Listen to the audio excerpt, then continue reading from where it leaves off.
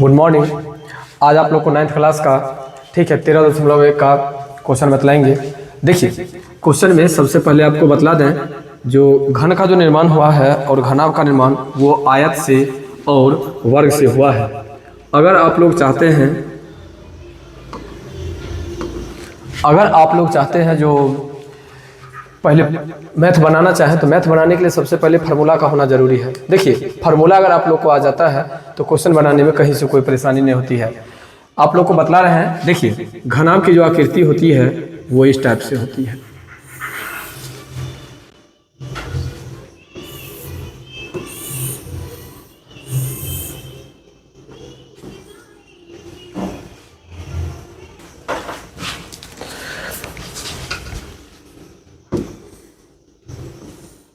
देखिए, ऐसे अगर हम जोड़ देते हैं तो ये एक मेरा घनाभ बन जाता है।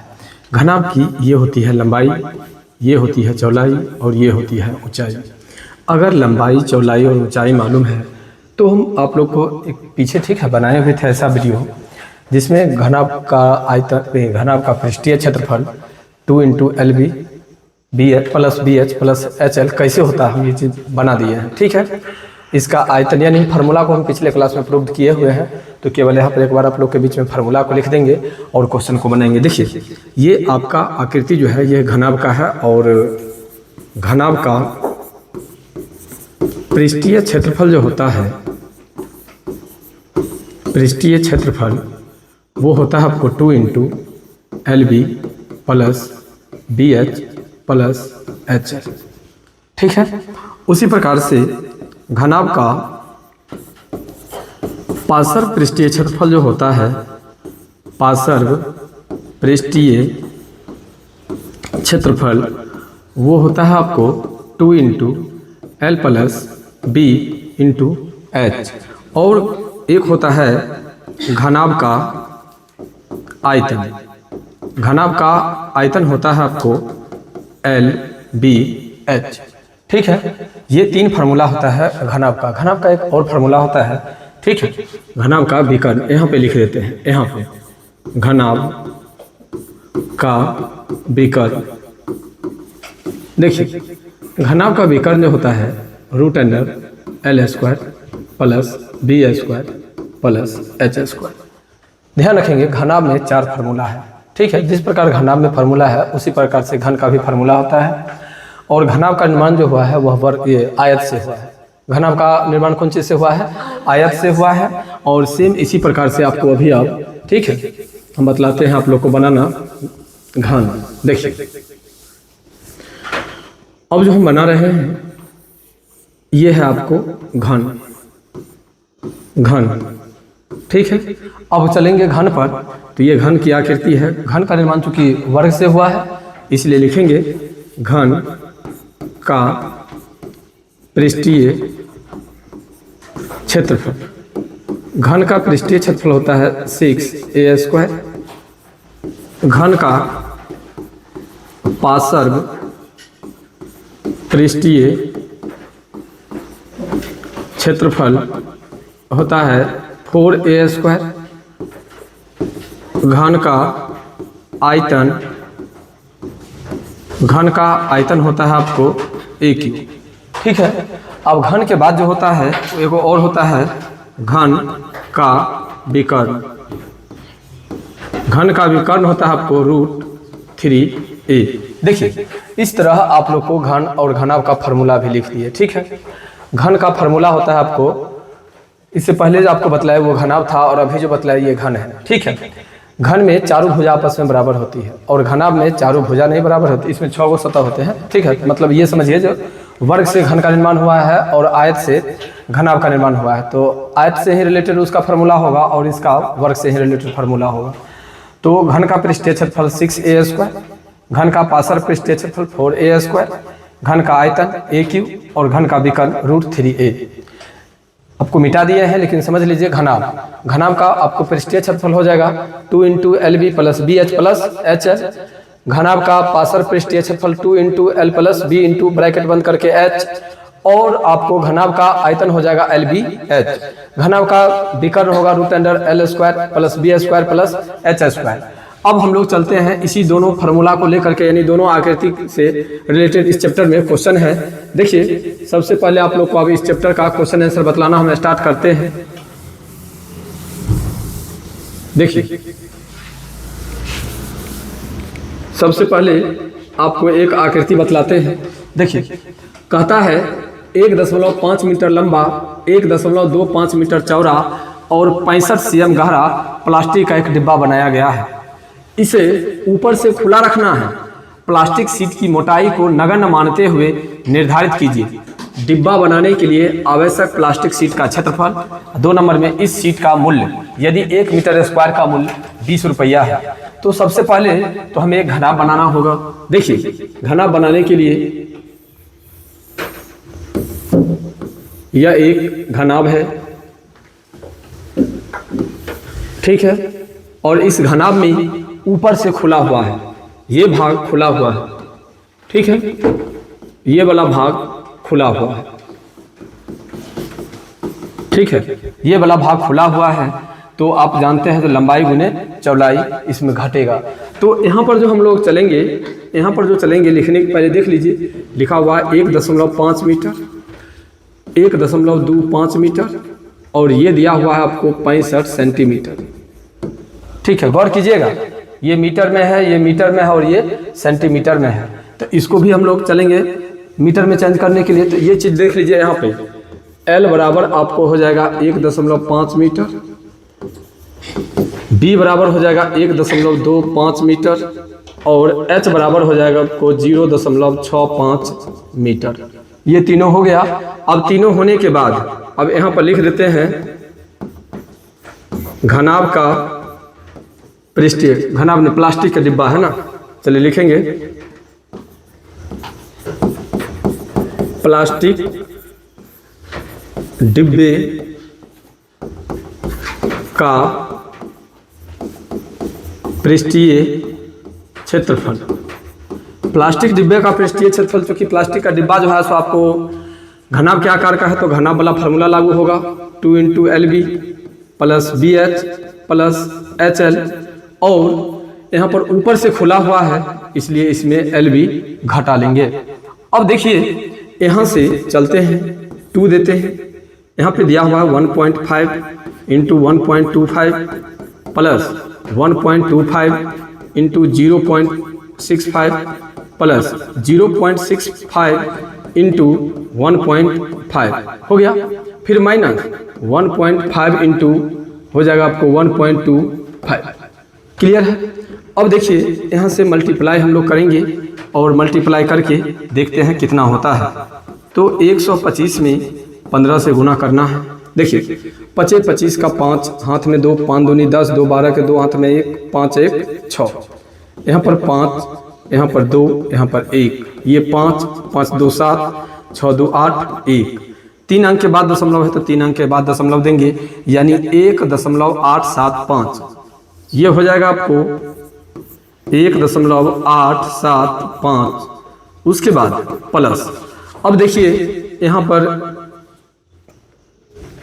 1.25 को मतलब 65 से पहले डायरेक्ट कर लीजिए। 25 का 5 हाथ में 2, 5 दूनी 10, 2 12 के 2 हाथ में 1, 5 1 6, 6 5 30 का 0 हाथ में 3, 6 दूनी 12, 3 15 का 5 हाथ में 1, 6 1 7, यहाँ पे 5 2 6 5 11 के 1, 7 1 8, 2 2 4 अंक बाद, 4 अंक बाद देखिए 0.8125 हो गया। आगे आइए, आगे आइए। अब फिर प्लस, अब यहाँ पर हो जाएगा आपको 65 को 15 से, तो 25 का 5 हाथ में 2, 6 5 30, 2 32, यहाँ पे 5 और यहाँ पे 6, ये हो जाएगा 5 5 2 7, 6 3 9, 3 अंक बाद तो 3 अंक बाद, यानी आपको आ जाएगा 0.975। देखिए ये गुना हो गया आपको अंदर का, माइनस 1.5 गुने 1.25 का गुना हुआ है 1.875, तो यहाँ पर लिख देंगे 1.875। केवल क्वेश्चन को देखिए कितना आसानी से बना रहे हैं, केवल मल्टीप्लाई करना है। अब देखिए तीनों को गुना जोड़ेंगे, ऐसे जोड़ेंगे 1.875, इसमें 4 अंक है तो वो 0 दे दीजिए, 0.8125। 3 अंक है इसमें, तो इसमें दे दीजिए 0.9750। अब देखिए 5, ठीक है 5 यहाँ पर हो जाएगा 5 2 7 5 12 के 2 हाथ में 1, 7 1 8 7 15 15 1 16 के 6 हाथ में 1, 9 2 18 18 2 20 6 26 के 6 हाथ में 2 2 1 3 3.6625 तीनों का योग होगा 3.6625। तो लिख देते हैं 3.6625 घटे 1.875। अब देखिए दोनों को गुना करते हैं तो हो जाएगा आपको 5 को 2 से गुना करेंगे तो 10, 2 को 2 से गुना करेंगे तो 4 1 5, 6 दूनी 12 तो 2 हाथ में 1, 6 दूनी 12, 13 के 3 हाथ में 1, 3 दूनी 6 1 7। 4 अंक के बाद दशमलव है तो 4 अंक के बाद दशमलव दे दिए, माइनस है तो माइनस कर दिए, 1.875 जीरो है तो जीरो कर देते हैं, ठीक है। अब देखिए यहाँ पे 7.3250 में से 1.8750 को घटा लेते हैं, 0 0 ये हो गया 12, 12 में से 7 गया तो 5, ये बच गया 12 में से 8 गया तो 4, 6 में से 1 गया तो 5, यानी इसका आंसर जो होगा 5.45 मीटर स्क्वायर हो गया आंसर। देखिए ठीक है। अब जो हम चलेंगे क्वेश्चन तो यहाँ तक क्लियर है। देखिए एक आंसर इसका आ गया है। अब जो हम चलेंगे एक आंसर पहले आप लोग अच्छा से देख लीजिए कि क्वेश्चन में जो कह रहा है जो 1.5 मीटर लंबा, 1.25 मीटर चौड़ा और 65 cm गहरा प्लास्टिक का एक डिब्बा बनाया जाना है। इसे ऊपर से खुला हुआ, देखिए ऊपर से इसमें खुला हुआ रखना है। प्लास्टिक सीट की मोटाई को नगण्य मानते हुए निर्धारित कीजिए डिब्बा बनाने के लिए आवश्यक प्लास्टिक सीट का क्षेत्रफल। जब प्लास्टिक सीट का क्षेत्रफल कहता है तो सबसे पहले आपको लंबाई, चौड़ाई और ऊंचाई दिया हुआ है। तो ऊंचाई जो दिया हुआ था वो सेंटीमीटर में दिया हुआ था, तो उसे मीटर में कन्वर्ट कर दिए।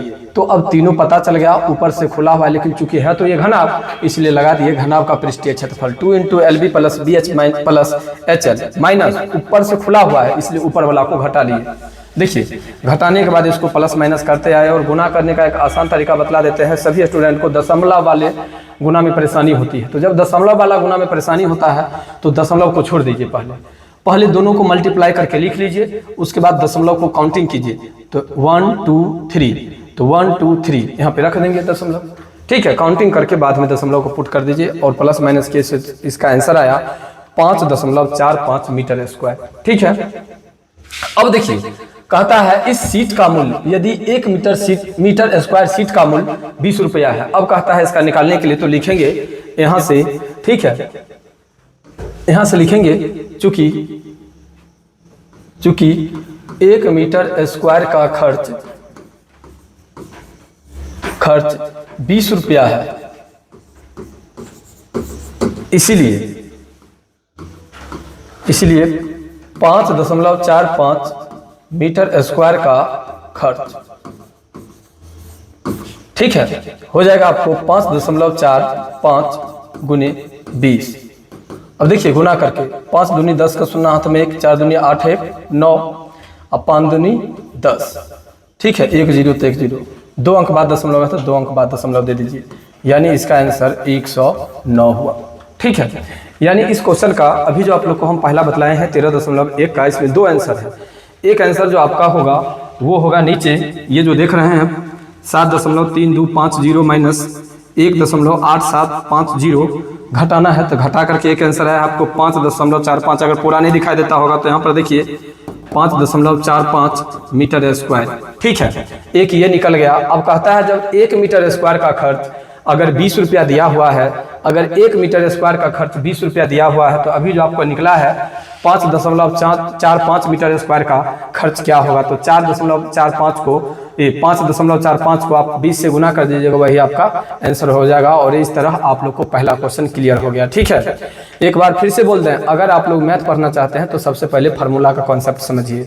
अगर फार्मूला समझने आ गया तब क्वेश्चन को पढ़िए, बार बार क्वेश्चन को पढ़िए। जो क्वेश्चन क्या कहता है, देखिए क्वेश्चन कहता है 1.5 मीटर लंबा, तो 1.5 मीटर लंबा कहता है 1.25 मीटर चौड़ा है, तो चौड़ा दिए। और कहता है इतना मीटर गहरा है, यानी गहराई को इसको मान लीजिए, ये गहराई आपको दिया हुआ 65 सेंटीमीटर। तो जब 2 मीटर में दिया हुआ है तो तीसरा क्या है लड़की, तो तीसरा कभी भी सेंटीमीटर में होगा। तो जब सेंटीमीटर में दिया हुआ तो उसको हम लोग कन्वर्ट कर देंगे मीटर में। और जब मीटर निकल गया तो कहता ऊपर वाला भाग खुला हुआ है, तो ऊपर का मतलब कि लंबाई गुने चौड़ाई, तो लंबाई गुने चौड़ाई को घटा लेंगे। और जो फार्मूला कहता है उस फार्मूला पर बैठा है, देखिए केवल गुना भाग कर दिए और आंसर आसानी से आपको आ गया। ठीक है, अब इस क्वेश्चन के बाद आप लोग को चालू होता है 2 नंबर क्वेश्चन। देखिए 2 नंबर क्वेश्चन को देखिए, ये 2 नंबर क्वेश्चन है। 2 नंबर क्वेश्चन कहता है एक कमरे की, देखिएगा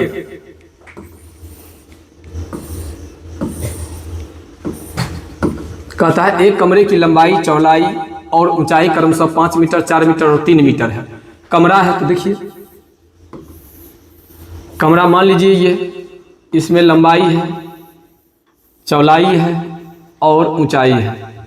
जब तीनों दिया हुआ है, लंबाई, चौड़ाई और ऊंचाई दिया हुआ है, तो मान लीजिए 5 मीटर, ये 4 मीटर और ये 3 मीटर।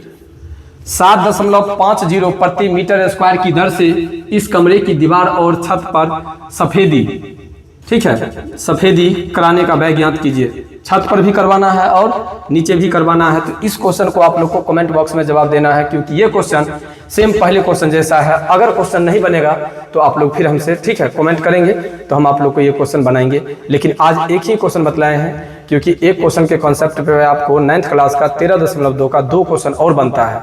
तो पहले आप लोग 2 क्वेश्चन बना करके देखेंगे। अगर 2 क्वेश्चन बन गया तो ठीक है, अगर नहीं बना तो फिर हम कल इसका क्वेश्चन बनाएंगे। ठीक है, फिर मिलते हैं कल।